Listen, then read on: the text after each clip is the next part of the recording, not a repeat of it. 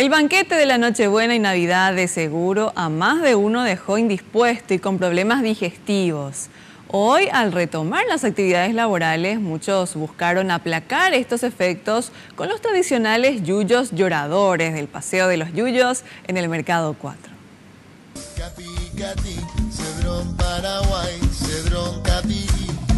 Voy preparando un brebaje, voy mirando el paisaje y ya me voy. Abundante pojañaná para el tereré llorador.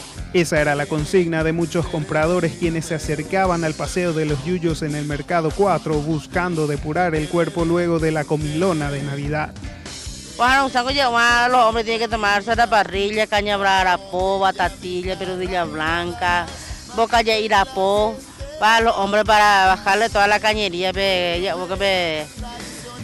para depurar la sangre, para caballo, y para la mujer que tú pues casi picatí, cuando hay nerviosa y te inventa ahí, Cerdón Paraguay, Cerdón Capi, mira para los nervios, un poquito de Santa Lucía, mira vamos a usar la llorador.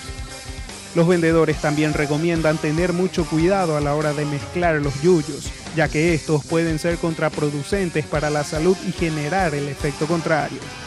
Hay que cuidar las combinaciones también, porque ese es el secreto de todo remedio refrescante, porque puede alterar la presión. Entonces, mucha prudencia cuando se prepara el tereré. Por eso las combinaciones que nosotros preparamos, por ejemplo, para el digestivo, tenemos el burrito y un poquitito de ajenjo, no un mazo entero, o sea, hay que cuidar mucho. Y para el refrescante, para echar todo en el pipí, el alcohol, todo el tema, uña de gato, agrial, todo lo que es corrial. Los vendedores comentan que el 1 de enero estarán firmes en sus puestos para poder asistir a todos aquellos que se pasaron con las comidas o bebidas y así curar los malestares post fiestas.